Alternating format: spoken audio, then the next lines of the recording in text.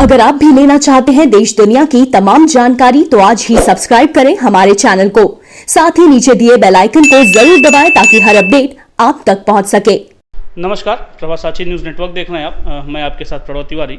हम मौजूद हैं बड़हलगंज में और हमारे साथ एक युवा हैं और चूँकि वो अधिवक्ता हैं तो जो राजनीतिक पहलू हैं और चाहे सामाजिक पहलू हैं, दोनों को भली भांति वो समझते हैं। समाज सेवा के रूप में भी उन्होंने अपना एक नया मुकाम हासिल किया है और चूँकि आज जहाँ पे हम उपस्थित हैं उनके साथ बैठे हुए हैं, वो जनता लाइब्रेरी के नाम से जाना जाता है। समाज सेवा का एक नया दौर है। आइए उनसे खास बातचीत करते हैं और जानते हैं कि ये जनता लाइब्रेरी है क्या। प्रणव जी, बहुत बहुत स्वागत है हमारे चैनल। धन्यवाद।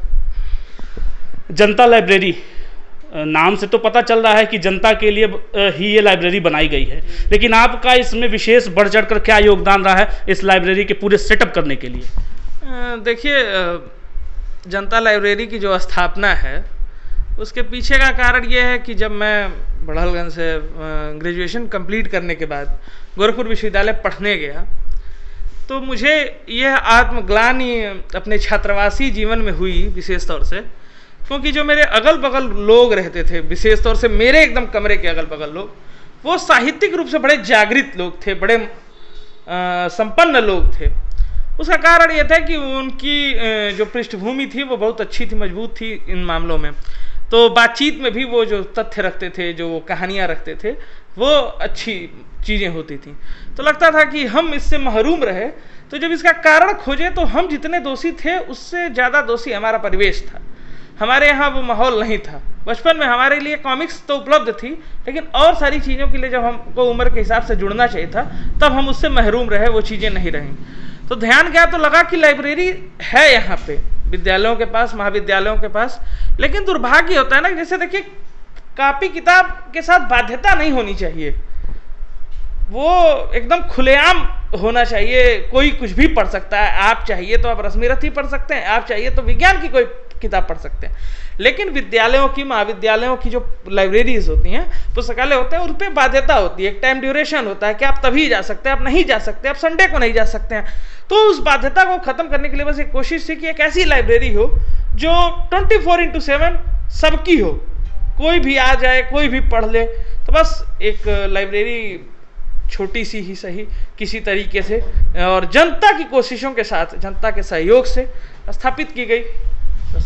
चूँकि शिक्षा है, किसी उम्र की मोहताज नहीं रहती है। शिक्षा हर वर्ग विशेष के लिए उसका एक परम कर्तव्य है और उसका मौलिक अधिकार है। तो ये जितनी भी पुस्तकें अभी तक आपने जुटा पाई हैं, कहाँ से ये मदद मिल रही है, किन के द्वारा मदद मिल रही है, क्या शासन प्रशासन का भी इसमें हस्तक्षेप है आपके इस कार्यक्रम के लिए? नहीं, ये पूरी तरीके से जनता का है। शासन प्रशासन जैसा इसमें कुछ नहीं है। एक बार एक साथी से, उनको मैंने अपना मित्र मानते हुए किताब मांगी थी, तो उन्होंने कहीं लिखा ऐसा, कहा कि मैं भीख मांगा उनसे। तो मैं सच बता रहा हूँ कि मैंने भीख मांगी है।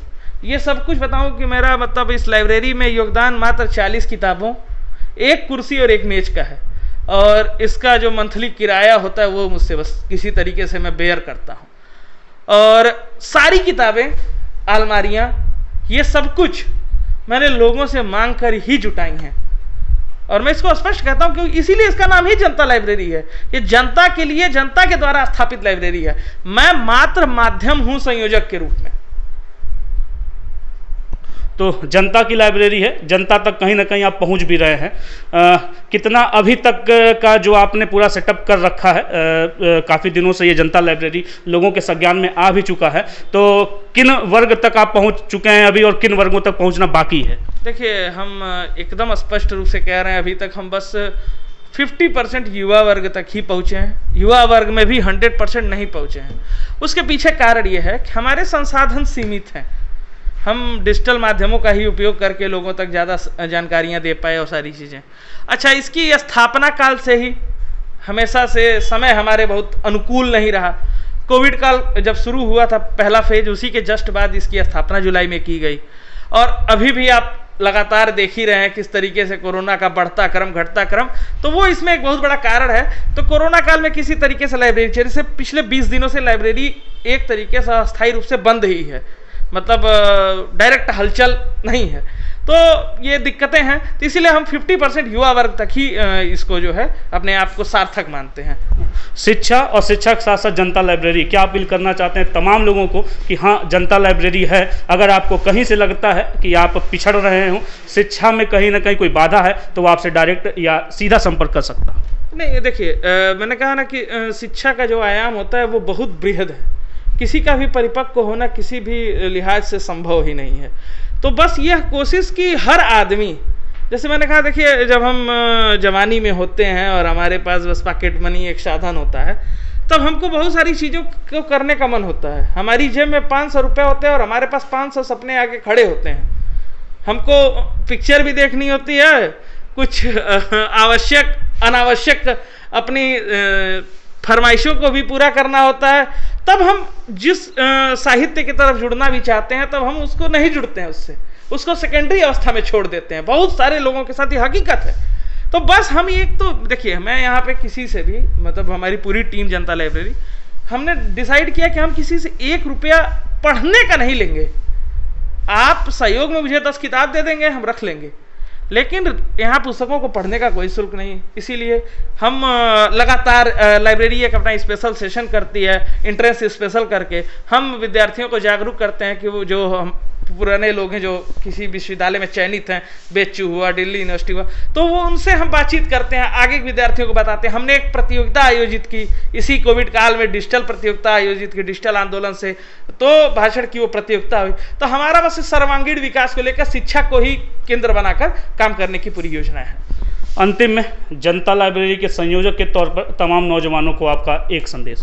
बस अपील है, संदेश देने के खुद को काबिल नहीं समझता हूँ। अपील है कि जब सब कुछ अभी फिर से नॉर्मल हो जाएगा, तो जनता लाइब्रेरी से जुड़िए, आपके सुझाव आमंत्रित हैं। जिन किताबों में आपकी रुचि हो उनको पढ़िए। अगर कुछ किताबें आप मुहैया करा सकते हैं तो मुहैया कराइए, जिससे और लोग पढ़ सकें। धन्यवाद। हमसे तमाम विषयों पर बात करने के बहुत बहुत धन्यवाद प्रणव जी। बहुत बहुत धन्यवाद आपका। हमारे साथ है प्रणव द्विवेदी शुभम, बड़हलगंज से प्रणव तिवारी, प्रभा साची न्यूज़ नेटवर्क।